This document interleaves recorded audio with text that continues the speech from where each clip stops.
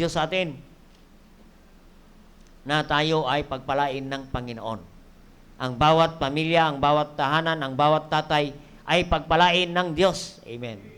Kaya ang title na mensahe natin ngayon, God bless our home. Amen. God bless our family. No. Yan ang nais natin mangyari sa ating pamilya. Amen.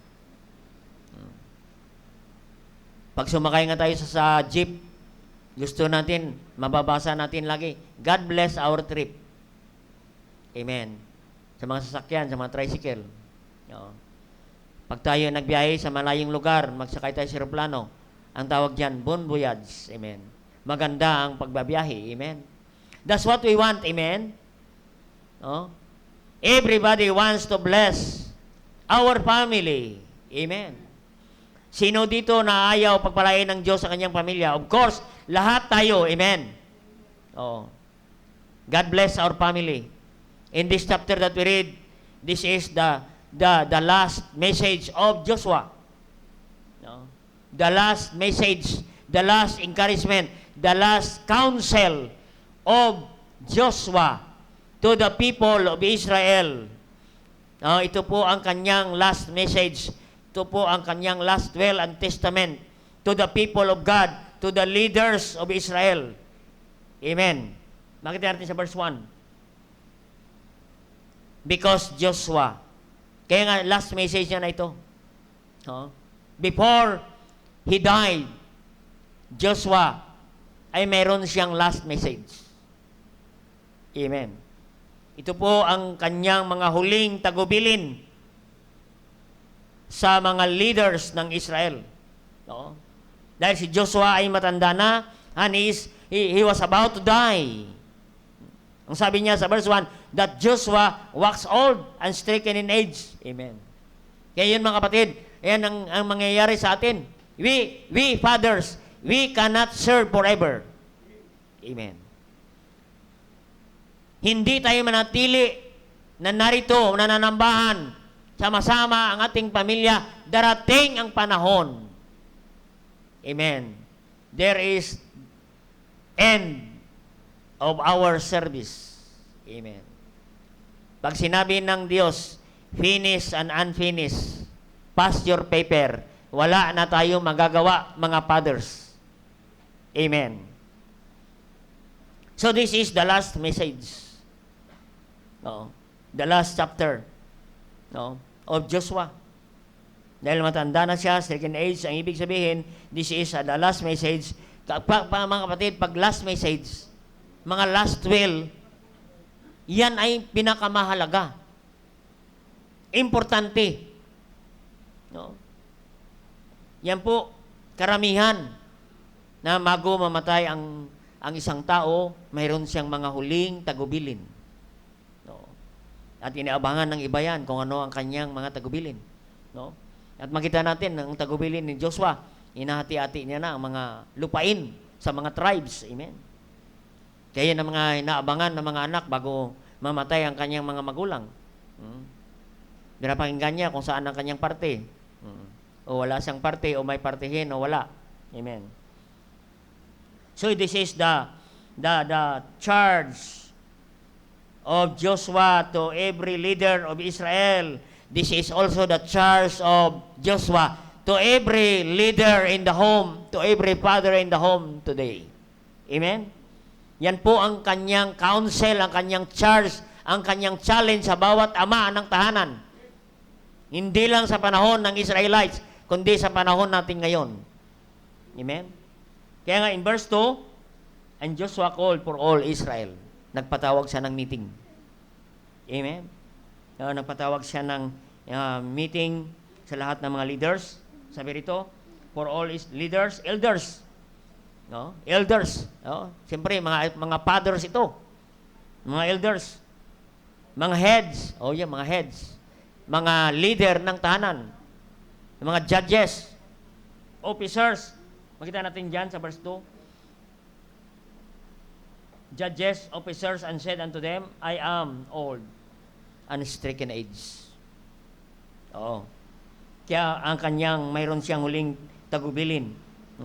At kailangan niya i-divide ang mga, and verse 4, and behold, I have divided unto you by lots this nation. Amen. Kaya dinivide niya ang lahat ng malupain to be an inheritance for every tribes. Amen.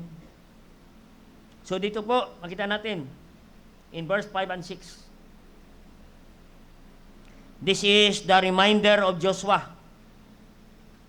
Amen. This is the counsel of Joshua. No? In verse 5 and 6, makita natin. In 23, verse 5 and 6. Joshua reminded them the goodness of God. Ang sabi ng verse 5, no? As the Lord God hath promised unto you. Amen. Ang pangako ng Diyos sa bayan ng Israel ay tinupad ng Diyos ang mga pangako niya. Amen. Doon sa promised land. Binigay ng Diyos. Amen. Na pinangako niya sa kanyang mga anak. Magmula pa kay Abraham in Genesis chapter 12. At narating ang promised land, ang pangako ng Diyos. Amen. And Joshua reminded the goodness of God. Ang kabutihan ng Diyos. Amen. Na habang sila naglalakbay in the wilderness, nandoon ang kabutihan ng Diyos sa kanilang buhay. Nandoon ang kanyang provision ng Panginoon sa kanilang pangailangan. For 40 years, hindi sila nagtatanim, hindi sila nag-aani, but God provide manna every day from heaven. That's God's provision of God to Israel and also unto us. Na araw-araw nagpo-provide ang Diyos ng ating pangailangan. And Joshua reminded them the faithfulness and goodness of God sa kanyang mga anak. Nandoon paggabi, nandoon ang pillars of fire, mga kapatid, bilang guidance nila habang sila naglalakbay. Nandoon ang pillar of clouds na habang sila naglalakbay, nandoon ang proteksyon ng Panginoon. Sinasamahan sila ng Panginoon during the day, during the night. That's the presence of God sa bayan ng Israel. Ganon din sa atin. Sinasamahan tayo ng Diyos. Ang kanyang presensya sa bawat isa, sa bawat anak, sa bawat pamilya. Nandyan ang presensya ng Diyos. And Joshua reminded them, no? By reviewing the past times when God blessed them. Amen. In verse 5, God hath promised unto you the blessing from God. No? Kaya nga sabi ng verse 6, be ye therefore very courageous to keep and to do all that is written. Magpatuloy kayo, manatili kayo sa kanyang salita. No? Be ye therefore courageous. Maging matapang kayo, no? Sa pagpatuloy sa Panginoon. No? Yan po ang be courageous. Yan po ang sabi ng Diyos. Be ye therefore. No? Ito ang conclusive message statement of Joshua. Be ye therefore courageous. Maging matapang tayo sa hamon ng buhay araw-araw. Ito ang challenge ni Joshua sa bayan ng Israel. Yan din ang challenge ni Joshua para sa atin, mga tatay. Amen. To be courageous. Maging matapang tayo sa paggawa ng tama para sa Panginoon. Maging matapang tayo sa paglilingkod sa Panginoon. Amen. Be courageous. Yan po ang, alam ba ang courageous? Courage, yan po ang reciprocal ng discourage. Amen. Kung hindi ka encourage, you are discouraged. Kung wala kang courage, ikaw ay discouraged. What we need today is courage. Amen. Iyan ang kailangan ng mga tatay. Amen. Courage. If you are discouraged today, we need courage. Amen. Kung ikaw ay discouraged, ano ang gagawin? Anong ginawa ni Joshua? He reviewed the past. Review the past blessing. Amen. I-review natin ang mga past blessing ng Diyos. Kung gaano katapat ang Diyos sa buhay natin.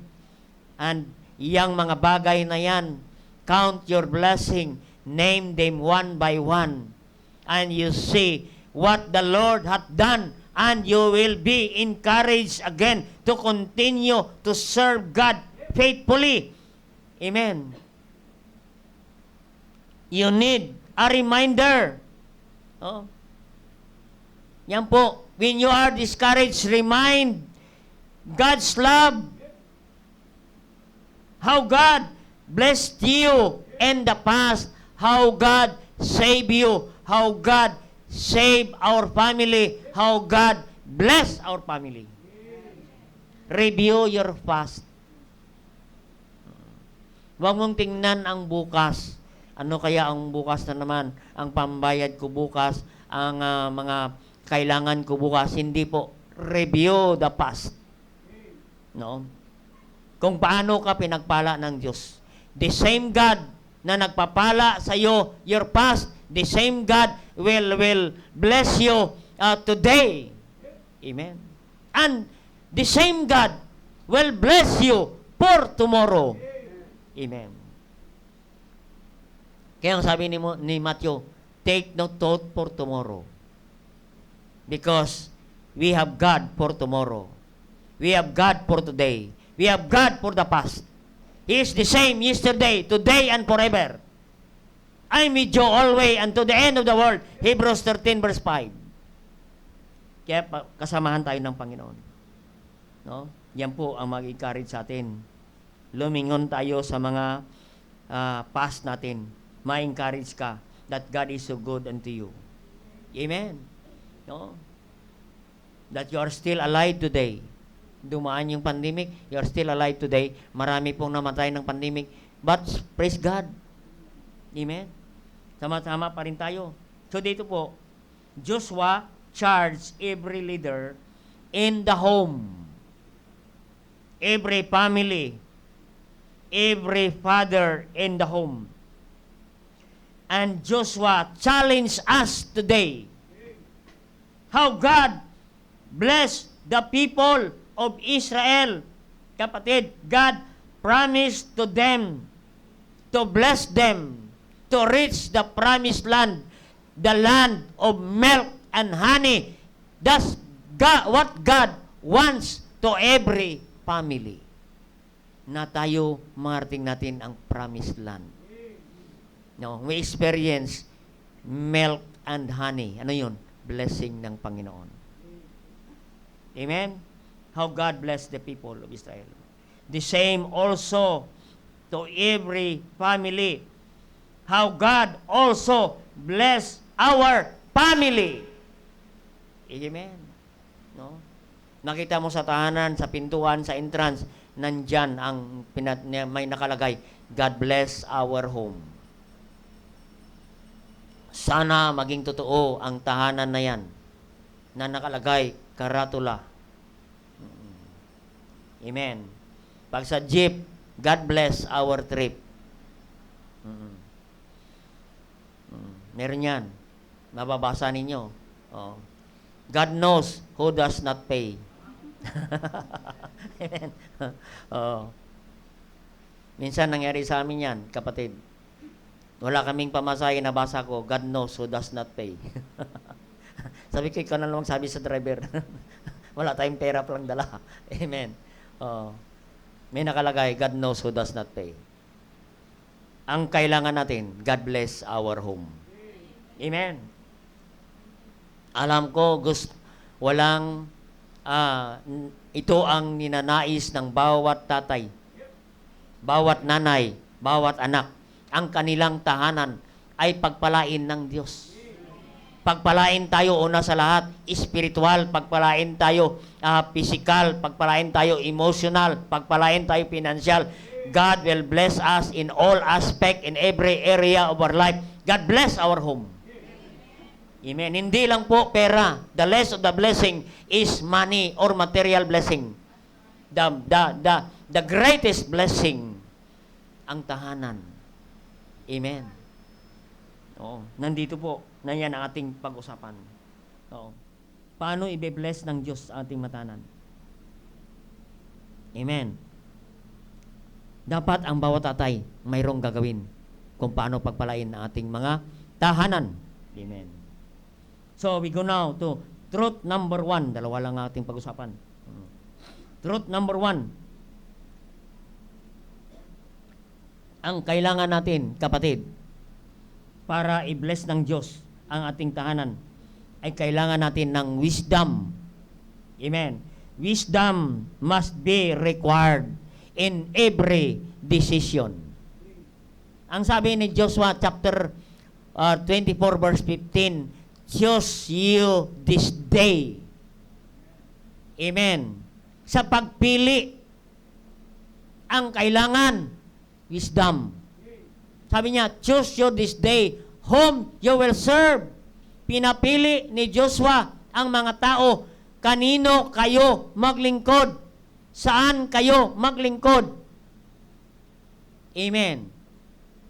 At sa pagpili, kapatid, in choosing our decision, in making decision, wisdom must be required.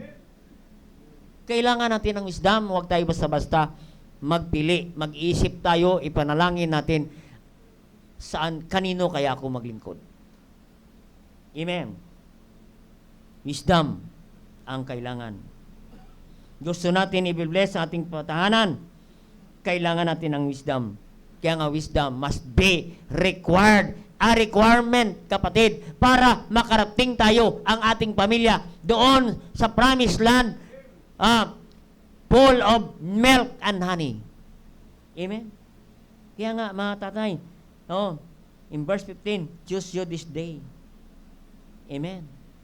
Salamat. One day, you made a decision to accept Christ as personal Savior. That's the great decision na ang isang tatay tumanggap sa Panginoon bilang tagapagligtas, down to the wife, down to the children. What a family blessed by God na sila ay nakakilala sa Panginoon. That's a great decision.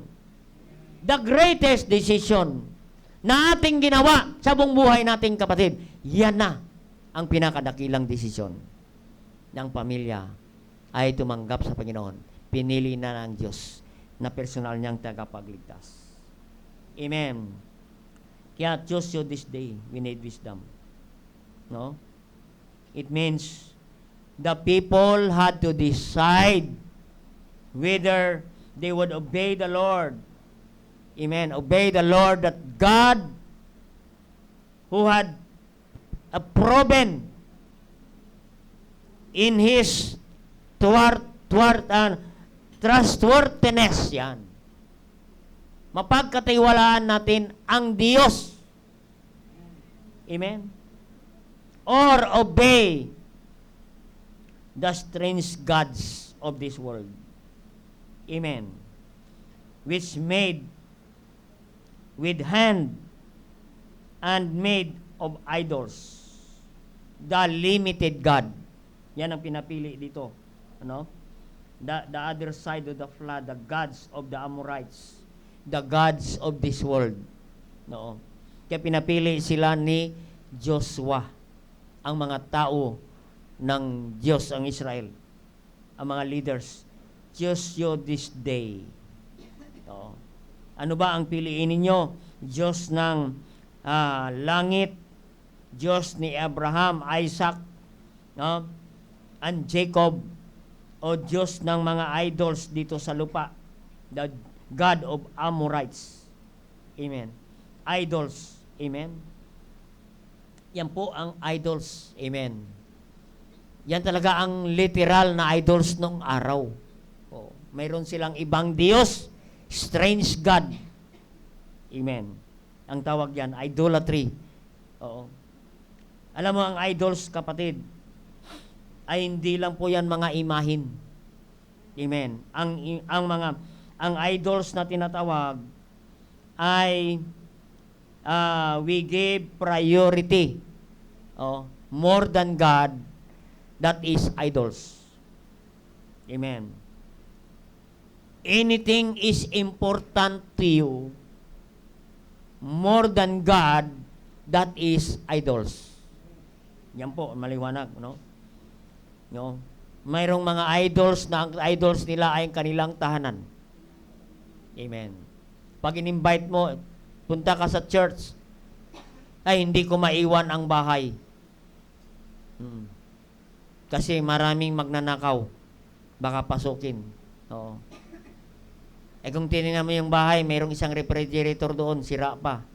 Amen. Hindi maiwan ang bahay. Problema pa yung magnanakaw niya, i-repair pa. Amen. Pero hindi maiwan ang bahay. Anything, you give priority. No? Your job, you give priority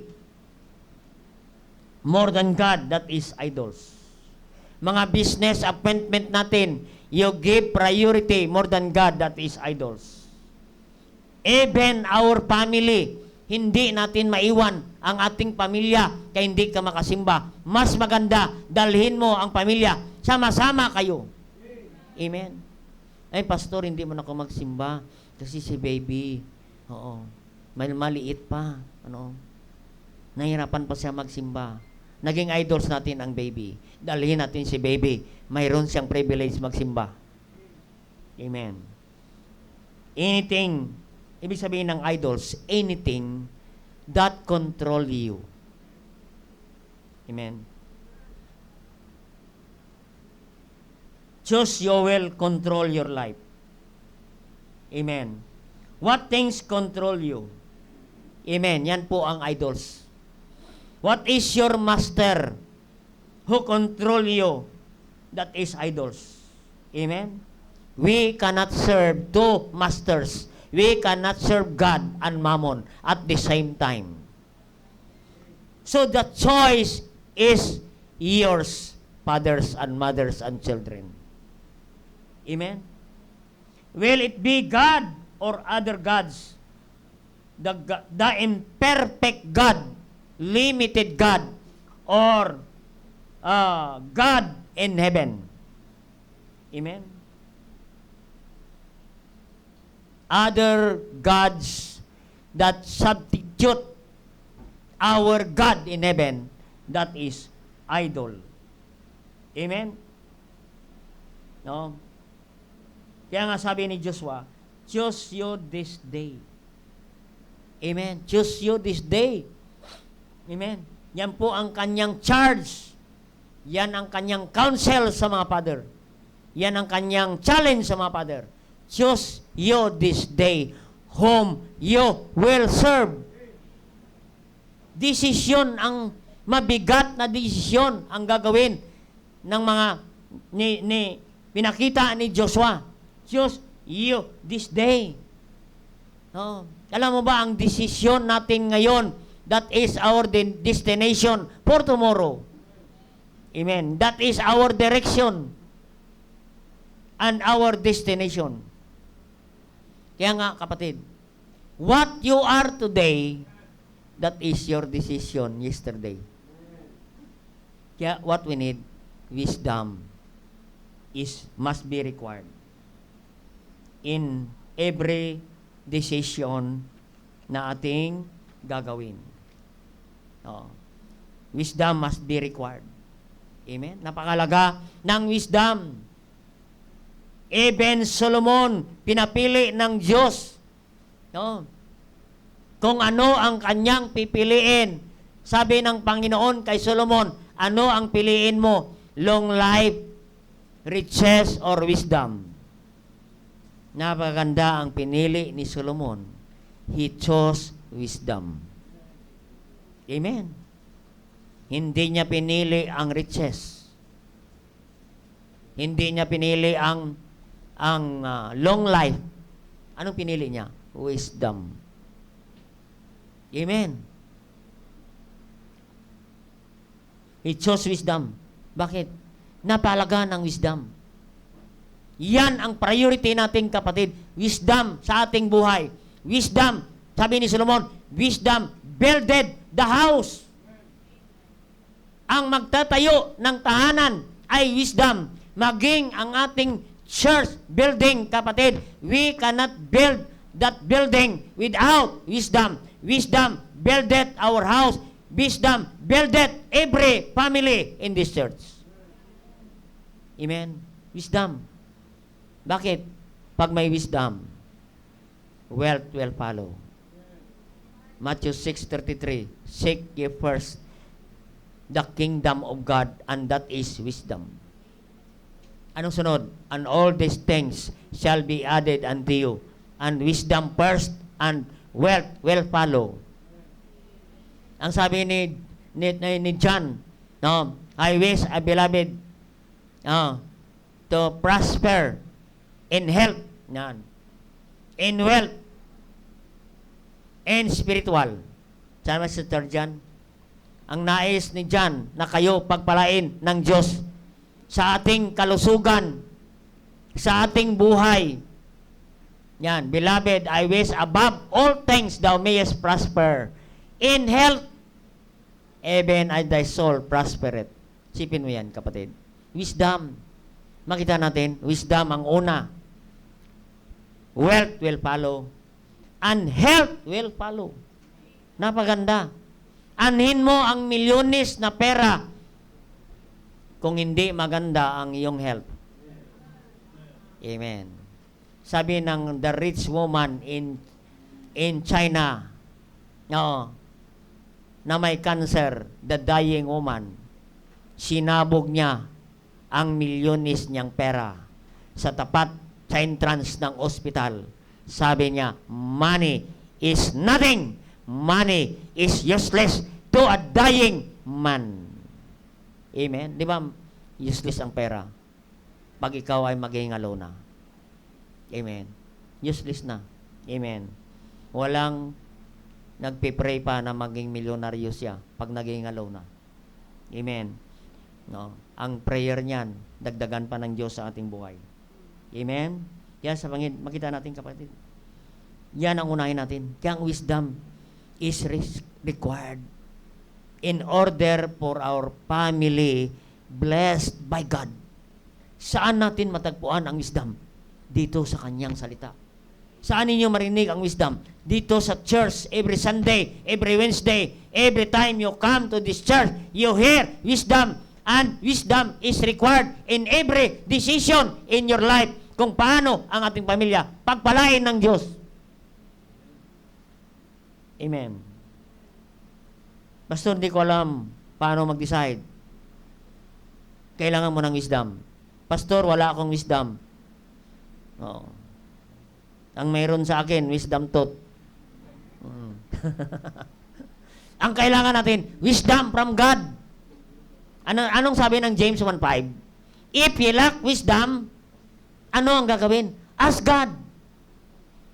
Wisdom must be asked. Hingi ka sa Diyos. Kaya every time, your decision na gagawin sa iyong pamilya, sa iyong business, ay laging mag-seek ka ng wisdom sa Diyos. Panginoon, bigyan mo ko ng wisdom. At ang Diyos magbibigay. Sabi niya, Matthew 6:7, ask and ye shall receive. You don't ask, you don't receive. Kaya wisdom is required. Kaya kung si Joshua ang tanongin natin, kapatid, sino ang piliin natin? Yan ang great decision. Maalam tayo sa pagpili. And kailangan natin maging matalino tayo sa pagpili na mapaano natin mapagpili sa ating buhay. Amen. Piliinan. Anong pinili ni Joshua? Choose this day whom you serve, but as for me and my house, we will serve the Lord. Oo. Pero bago yan, kapatid, ang kanyang pinili ang Diyos sa Joshua 23, verse 8. Anong pinili ni Joshua? Cleave unto the Lord, your God, as you have done unto you this day. Napakagandang desisyon na ginawa ni Joshua. Itong ginawa ni Joshua. Sabi niya, but cleave unto the Lord your God as He have done unto you this day. Piliin ninyo ang Diyos sa inyong buhay, kapatid. Piliin natin, cleave unto the Lord. Piliin mo ang Panginoong Hesukristo sa iyong buhay. Siya ang source ng wisdom. Jesus is wisdom. And Jesus is the source of wisdom. Cleave unto the Lord your God. Manatili kayo sa Diyos. Huwag mong iwalay ang iyong pamilya sa Diyos. Huwag kayo magwatak-watak pamilya. Sama-sama kayo na may Diyos. Ibig sabihin, kasama mo ang Diyos sa iyong pamilya. I believe God bless our home. Isipin mo, kasama mo ang Diyos sa pamilya. Sino ba ang Diyos? Psalm 24 verse 1. Siya ang lahat, may-ari ng lahat. Sino ang Diyos nating kapatid? Siya ang may-ari ng kapirahan. Haggai 2:8, silver is mine, gold is mine. Yan ang kasama mo sa bahay. May-ari ng lahat. Amen? Kaya nga sabi niya, as for me and my house, I will serve the Lord. We will serve the Lord. Ang sabi niya sa verse 8, cleave. Nakiusap si Joshua bago siya mamatay sa mga leaders. Cleave unto the Lord. Manatili kayong matapat sa Diyos. Huwag kayong maghiwalay sa Diyos. Capital letter ang Lord dyan. Ibig sabihin, kapatid, kasama mo ang Diyos sa iyong pamilya. Amen. Huwag mong ihiwalay ang Diyos sa iyong pamilya. Huwag mong ihiwalay ang Diyos sa iyong tahanan. Naku po. Choose you this day. Choose God in your family. Ay kung hindi tayo pagpalain ng Panginoon. Make God your partner in your family, in your life, in building your family. Make God your partner. Cleave unto the Lord. Yung sabi ni Joshua. Alam nga naman magsinungaling si Joshua, mamatay ka na lang, magsinungaling ka pa. Hindi na. Totoo ang sinasabi ni Joshua. Last word na niya yan, na iniwan sa mga leaders ng Israel. Last word na. Ibig sabihin, kapatid, totoo na yan. Final words na yan ni Joshua. Pag sinunod natin yan, I believe God bless our home. Choose God in your family, fathers. Choose God in your family. Piliin mo ang Diyos kasama sa iyong pamilya, sa iyong tahanan. Yan ang gusto ni Joshua, tagubilin ni Joshua sa bawat pamilya. Amen. If you want your family blessed by God, choose your home, your family. You choose your home, a God's house. Gawin mo na ang iyong tahanan. Yan ay tahanan ng Diyos. Make your home a home of God. Amen. Huwag mong hiwalay ang Diyos sa iyong tahanan. Gawin mo ang tahanan na tirahan ng Diyos. Amen. Nakita mo agad ang tahanan na may Diyos. Maranasan mo, maramdaman mo na may langit na yung tahanan pa lang.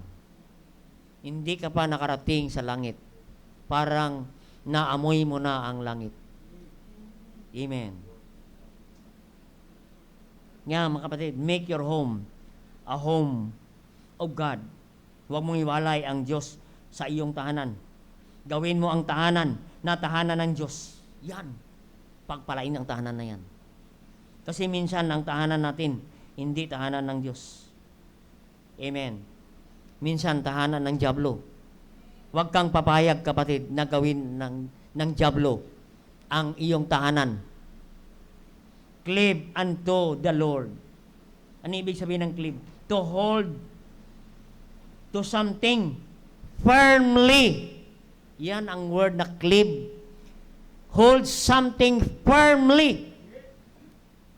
Ibig sabihin yan, kapatid, sa the word na cleave, Stick well. Stick well. Yan.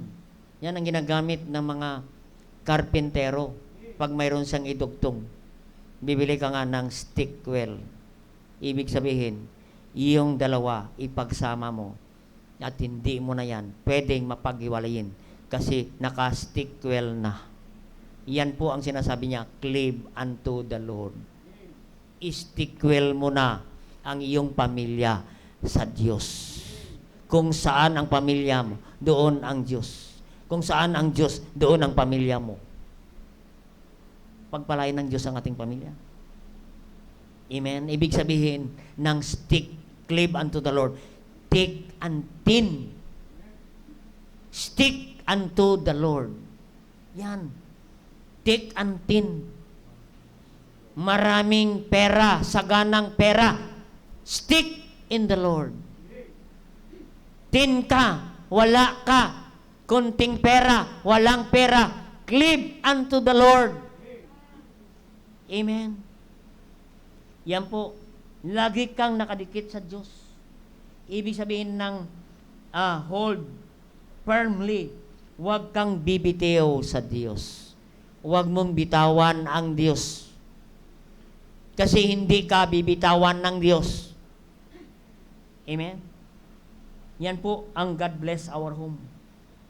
No, wisdom must be required in making our decision. Especially in family matters. I-bless ng Diyos ang ating tahanan.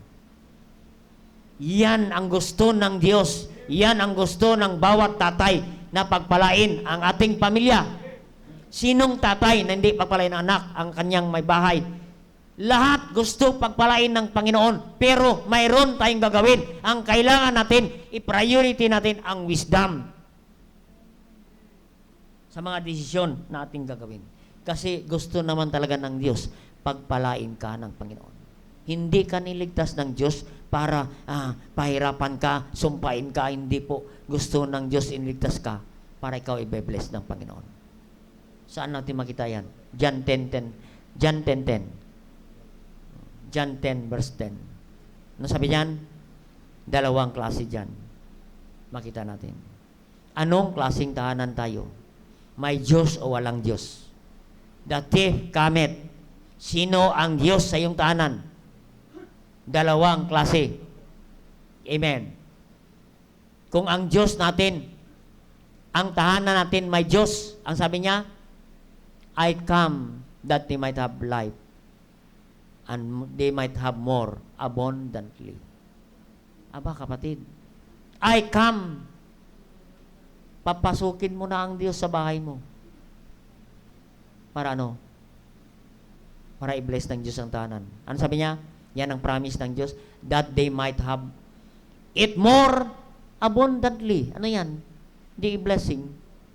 Spiritually, down to physically, materially, and ano pa? Lahat po yan, i-bless ng Panginoon. More abundantly. Sagana. Yan ang gusto ng Diyos. Amen. Kaya, dapat make our house God's house. Don't allow our house thief cometh. Don't welcome the thief in your home. Huwag mong papasukin ang magnanakaw sa iyong tahanan. Sino yan? Si Satanas. Bakit? Ano ang gagawin niya? Nakawan ka, patayin ka, sirain ka. Iyan, kapatid. Nakakatakot. Di ba nakakatakot? Pag pumasok ang tip sa iyong tahanan, pwede kang nakawan, patayin at sirain. Yan ang gusto ng dyablo sa iyong pamilya pag walang ang tahanan na walang Diyos. Ang tahanan na wala ang presensya ng Diyos, si Satanas ang papasok dyan sa tahanan yan, kapatid. Papasok dyan ang drugs, papasok dyan ang alak, papasok dyan, kapatid, lahat ng kasangkapan ni Satanas papasok sa tahanan para sirain ang tahanan, to destroy your home, to destroy your children, to destroy your wife, to destroy everything in your home, in your family. Paano yan, kapatid? Kaya don't allow Satan to comes in your home. Make your home God's home. Sabi niya, I give life more abundantly. Gusto nating tahanan nating pagpalain ng Panginoon. Oh. Mayroon tayong gagawin, mga tatay. Pag-isipan natin, ano kaya ang maganda para sa pamilya ko? Para ang pamilya ko ay pagpalain ng Panginoon, pagpalain si nanay, pagpalain si anak, kapatid. Ano ang gagawin natin? Oh. Pagpalain ng Diyos yan. Ang Diyos ang magpapala sa iyo. Hindi yung trabaho mo, hindi yung business mo, kapatid. Ang magpapala sa iyo, hindi po yan. Ang blessing ng Diyos ay galing sa Kanya. Basahin natin sa Psalm 75. 75 verse 6. Galing sa Diyos ang lahat. Psalm 75. Napabasa ko rin ito, pero gusto ko lang paalala ulit. Psalm 75 verse 6. For promotions cometh neither from the east, nor from the east, to the west, or the south. Ang promotion, ano yan? Blessing ng Panginoon. Ano yung promotion? Ang pag-angat sa ating buhay. Gusto ng bawat pamilya, umaangat naman tayo. Pag kinamusta ka ng kaibigan mo, kamag-anak mo, kamusta ka, kapatid? Ay, ganun pa rin ako. Huwag namang ganong sagot. Lagi, 10 years ago na, ganun ka pa rin. 20 years na, ganun ka pa rin. Dapat, mapupromote ka. Ito naman, may nagdagan kami. May promotion naman ako. Saan promotion? Galing. Promotion. Blessing yan, kapatid. Saan galing? Sabi niya, hindi galing sa East. Hindi galing yan sa Dubai. Not from the West. Hindi yan galing yung USA. Not from the South. Hindi yan galing sa South Korea. Saan galing yan? From the North, verse 7. From God. Hindi nabanggit ang North, no?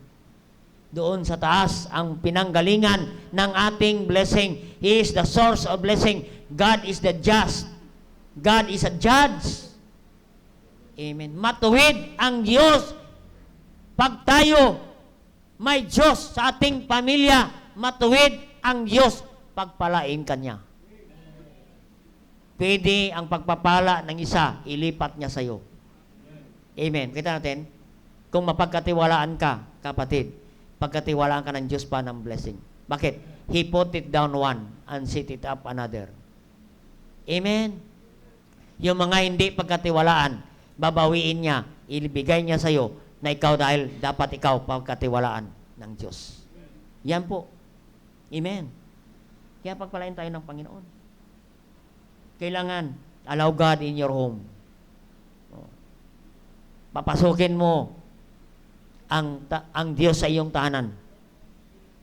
Kung gusto nating pagpalain ng Diyos sa ating tahanan. Kaya kailangan ng Diyos talaga sa ating tahanan. Napakahirap ng isang tahanan na walang Diyos. Pakita ko sa inyo. Satan will come in your home. Sa John chapter 10 kanina, di ba? Satan cometh in your home. The thief cometh in your home. In book of John chapter 10. Pakita ko sa inyo sa Amos 5:18.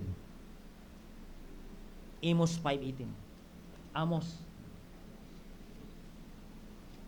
Yan. Kaya sabi ni Pastor Ed, ang Amos ay sa Bible. Kasi nga nandito. Dapat, kapatid, nandyan ang Diyos sa ating mga tahanan. Ano sabi dyan? Woe unto you that desire the day of the Lord. What the end is for you? The day of the Lord is darkness and not light. Ano ang ibig sabihin niyang, kapatid? Sumpain ang tahanan na walang Diyos. Amen?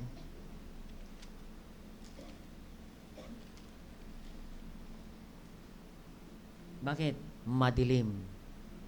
Darkness and not light. Oh. Makita natin? Amos 5:18. Ang tahanan ay may sumpa. Woe unto you that desire the day of the Lord. Nag-i-expect ka ng pagpapala mula sa Diyos. Pero ang ending ng buhay mo, what the end is for you? Ano ang end ng buhay mo? Darkness, not light. Yan, nakakalungkot, amen? Nag-expect ka na pagpalain ang iyong tahanan, pero hindi ka makasumpong ng pagpapala. Hindi ka makasumpong ng ilaw ng tahanan, kundi ang masumpungan mo ay madilim na tahanan. Amen? Madilim na tahanan. Amen. Makita natin, madilim na tahanan. Iyan ang tahanan na walang Diyos. Ano ang inihintay natin sa mga tahanan natin? Oo. Ano ang in-expect natin? Na ang Diyos na walang, ang tahanan na walang Diyos ay araw yan ng kadiliman. Darating sa tahanan natin ang kadiliman. At hindi darating ang kaliwanagan. Yan. Verse 18. The day of the Lord is darkness and not light. No. Yan po ang tahanan na may Diyos. That day will be a glorious day. What a glorious day. Ang isang tahanan na may Diyos. But the house without God, sabi ng Biblia, will be darkness and doom and disastrous. Yan ang sabi ng Biblia. Disastrous, madilim. Miserableng tahanan. Madilim na tahanan. Masalimuot na tahanan. Disastrous, doom, darkness, 3 day na yan. Ang tahanan na walang Diyos. Kaya, fathers, piliin ninyo ang Diyos sa iyong tahanan. Huwag niyong ihiwalay ang Diyos sa iyong tahanan, kapatid. Oo. Pag wala ang Diyos sa iyong tahanan, kahit anong prayer request natin, hindi tayo makasumpong. Ang liwanag ng ating tahanan. Madilim ang tahanan na yan na walang Diyos. Magulong tahanan na walang Diyos. Masalimuot, miserable na tahanan na walang Diyos. Kahit anong pray mo, walang darating na blessing. Amen. Hindi ka makasumpong ng papapala ang darating mga pagpapalo. Naranasan na ba ninyo yan? Iwan ko lang. Na-experience rin ako kasing mamuhay na walang Diyos. Ang aking pamilya, naranasan din namin yan, kapatid. Sinubukan din namin yan, mamuhay na walang Diyos. Nakapahirap. Salimuot. Kapatid. Walang ilaw. Bakit? Naputulan lagi. Amen. Dinala ng Meralco. Dinala na yung kontador. Wala na. Lahat dinala na. Kung madala ng poste, dali na ng Meralco yan. Madilim ang tahanan. Literal lang po yan. Kapatid. Tingnan sa verse 19. Tingnan nyo ang tahanan na walang Diyos. Sa Amos chapter 5 verse 18, darkness. Bukod pa yan. In verse 19, tingnan ninyo. In verse 19. Patin dito. If a man did flee from a lion, and bear meet him, and went into the house, and leaned in his hand in the wall, and a serpent bit him. Nakalungkot naman itong tahanan, amen? No? Wala kang matakasan kahit kaan ka pupunta pag ang tahanan mo walang Diyos. Amen. Nandyan ang leon sa tahanan mo. Baka if a man did flee from lion, Alam mo kapatid, pag wala, ang tahanan natin na walang Diyos, that's the day of judgment and punishment to the home. Without God. Sa tahanan, nandyan ang leon. Sa loob ng tahanan, kapatid. Maingay ang tahanan. May sigawan sa tahanan. Nandyan nakatira ang mga leon. Iiwas ka sa leon. Sabi niya, if a man did flee from lion, tatakas ka sa leon. Salubungin ka ng oso. Makita natin, yung Tagalog niyan, salubungin ka ng oso. Amen, mabagsik yan, ang oso. Nasalubong mo ang oso, iiwas ka sa oso. Kasi yan ang oso, yung lobo. Sisirain ka. Babalik ka sa tahanan mo and went into the house.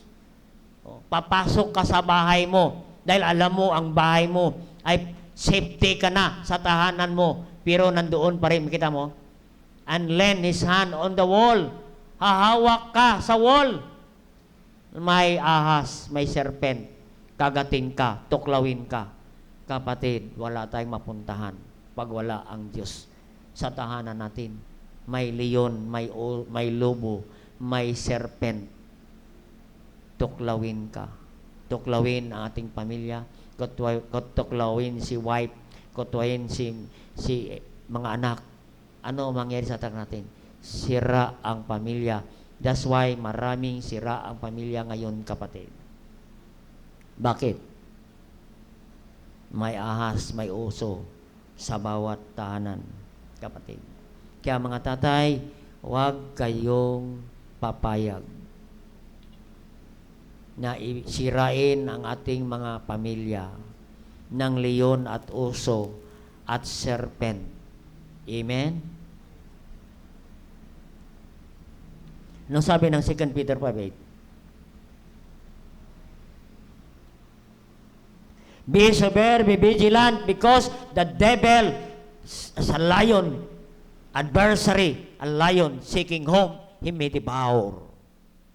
Kaya mga tatay, maging maayos, may wisdom, maalam ka, be vigilant ka, maging mapagbantay ka, because your adversary, the devil, as a roaring lion, ang leon papasok sa iyong tahanan, ang lobo papasok sa iyong tahanan, ang serpent papasok sa tahanan ninyo, and bite them, our family, destroy, devour our family.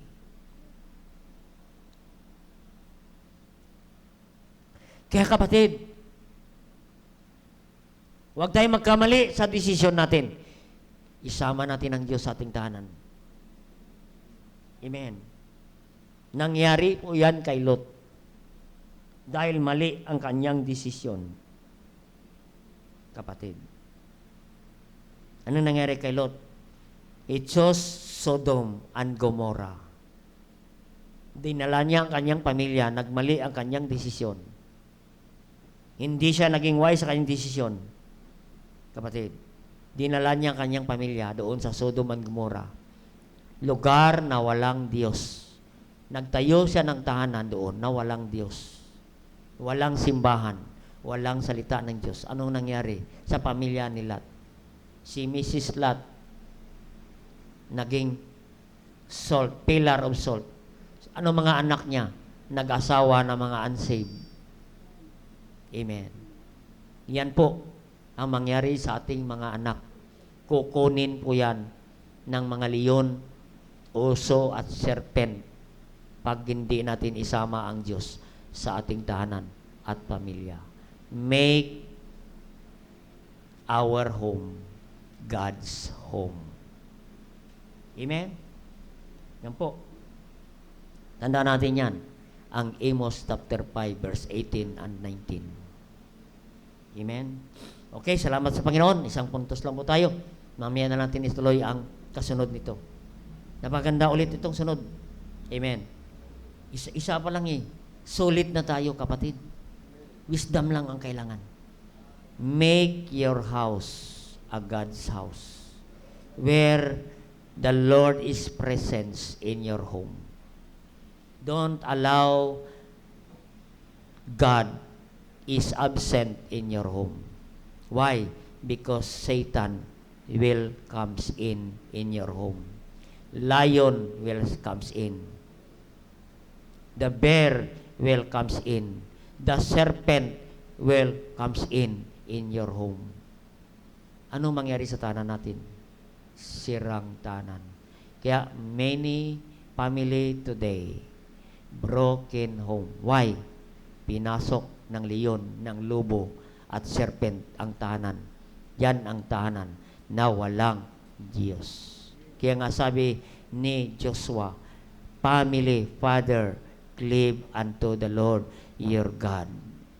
Dumikit ka na sa Diyos. Huwag mong iwalay ang Diyos sa iyong pamilya. Tayo po manalangin. Dakilang Diyos, Ama sa langit, I want to thank you for your great message, the challenge of Joshua, the counsel of Joshua, the charge of Joshua to the people of Israel, to the leaders of Israel, and the same also, O God, the counsel to our fathers, to the leaders of the home, to every family today, and that is also the counsel of Joshua for us, para ang aming tahanan ay pagpalain ng Diyos. What we need is wisdom must be required in making decision in every area of our life. Kaya habang tinutugtog ang awit paanyaya, if the Lord speak to us through this message, allow God in your home. Make your home God's home. Make your house God's house. Napagandang tanan na may Diyos.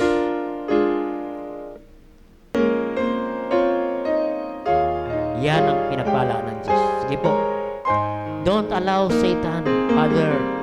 Don't allow Satan to comes in. Don't allow lions to comes in.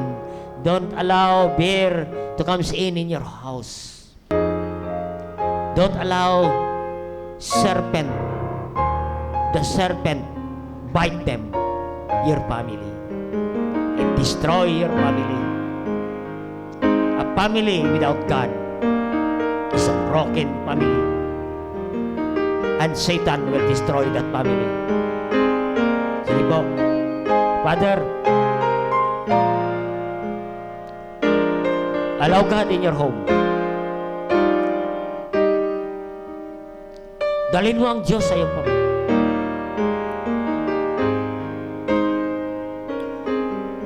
Napaganda, ang bawat isa may Diyos. Si tatay may Diyos. Si nanay may Diyos. Mga anak may Diyos. What a blessing. Kayo pamilya, maka-Diyos. And that is, God bless our home. Sige po. Make commitment to God. Lord, samahan mo ang aking pamilya sa aming tahanan.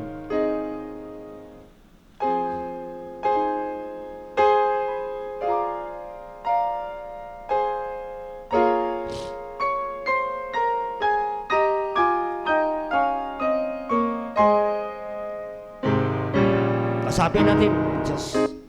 Mother, father, children, allow God. Allow the presence of God in your home today. Sige po. Kausapin natin ang Panginoon.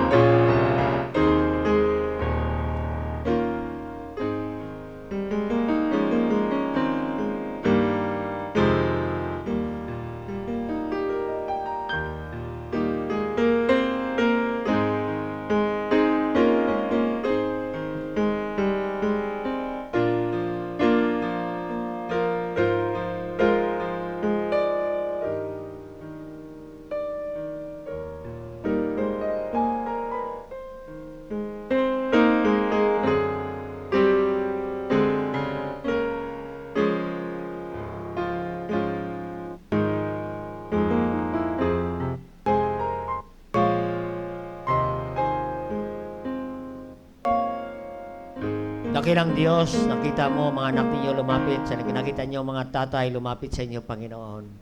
Making decision, making commitment, Panginoon. Kaya salamat, Panginoon, sa inyong mga salita. Salamat sa mga challenges ni Joshua, Panginoon. Mga counsel, mga charge ni Joshua sa amin, Panginoon. Salamat po, Panginoon. Maraming salamat, Panginoon, sa mga salita, wisdom, and power, and Holy Spirit na binigay mo sa iyong lingkod. Salamat po, Panginoon. Bless our fathers, bless every family, Panginoon, na narito, Panginoon. Salamat po, pagpalay mo pang bawat isa. Thank you for great message, great revival this morning. And all these things we ask in Christ Jesus' name. Amen. Amen. Praise the Lord.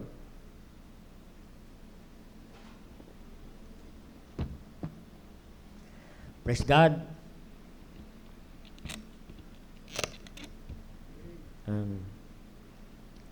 Alam mo kapatid, no? Marami kasi ako nakitang pamilya na nasira dahil walang Diyos. Nung last, kailan ba yan? Numating kami ng wedding, nakita ko kapatid. Ang isang mga anak, nawalang Diyos ang kanilang tahanan. Si tatay walang Diyos, si nanay walang Diyos. Sira ang tahanan, kapatid. Kawawa ang mga anak, kapatid. Kung saan-saan sila nakatira, sa tiyahin, sa saan-saang tahanan, kapatid. Kawawa po, mga anak. Kaya, nakakalungkot. Kaya mayroong simbahan kung saan dalhin natin ating pamilya para sila ipagpalain ng Panginoon. Yan ang kayamanan ng isang pamilya. Makita natin ating mga anak na mayroong Diyos. Amen. Kaya salamat sa Panginoon. Amen. What a great revival this morning. Amen. Dadako na po tayo sa ating offering. Don't forget our evening service mamaya. Ipagpatuloy ko ang mensahe. Amen. Kala ko mga 3 puntos tayo ngayon. Pero isa lang, kapatid. Pero maganda pa rin yung kasunod nito, kapatid. No. Don't be absent this afternoon. Balik po kayo. Yung mga wala ngayong umaga, balik, punta kayo mamaya. What a great message again. Amen. Tawagin na po natin ang ating usher. No. Kamay natin ng Diyos sa pagitan natin bagay.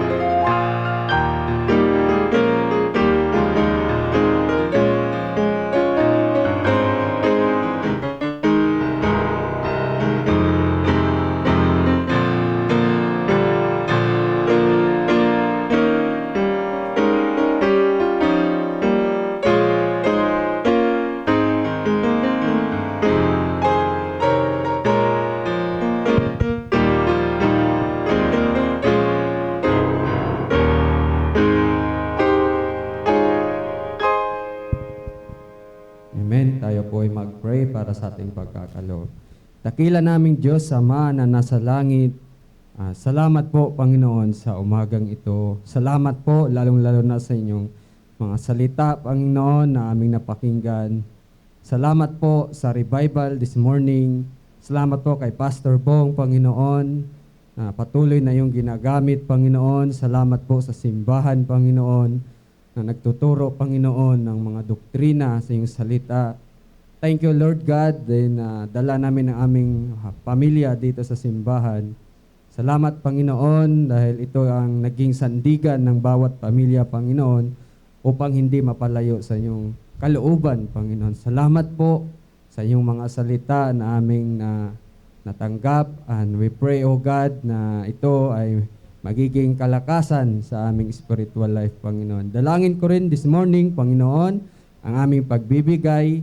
Kayo po ang magbuhos ng mga pagpapala sa mga kapatiran sa simbahang ito, Panginoon. And I pray, turuan niyo po kami sa tamang pagbibigay at lalong-lalo na po na maintindihan namin, Panginoon, kung bakit kami nagbibigay, Panginoon. At alam po namin na ang aming pagbibigay ay para lang po at to honor you, O God.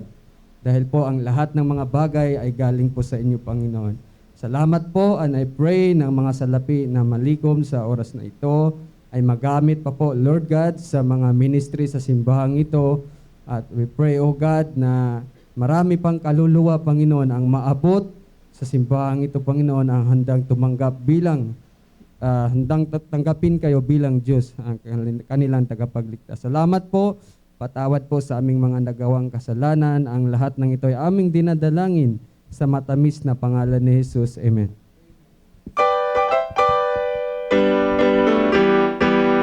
God bless. Sige.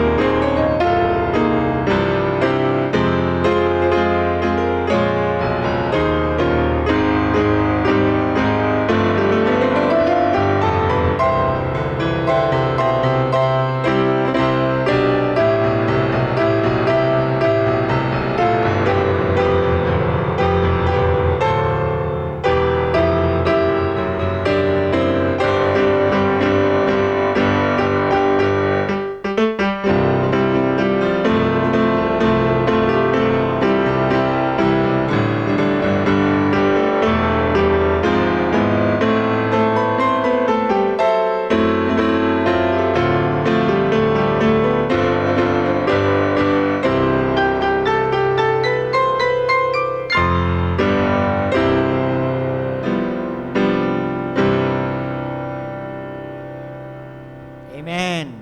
Okay, i-recognize mo natin si Sister Goldie Nefert from Germany. Kasama po natin ngayon. Si Rick Barona, no, from Mandaluyong. And si Sister Ruthie from Makati.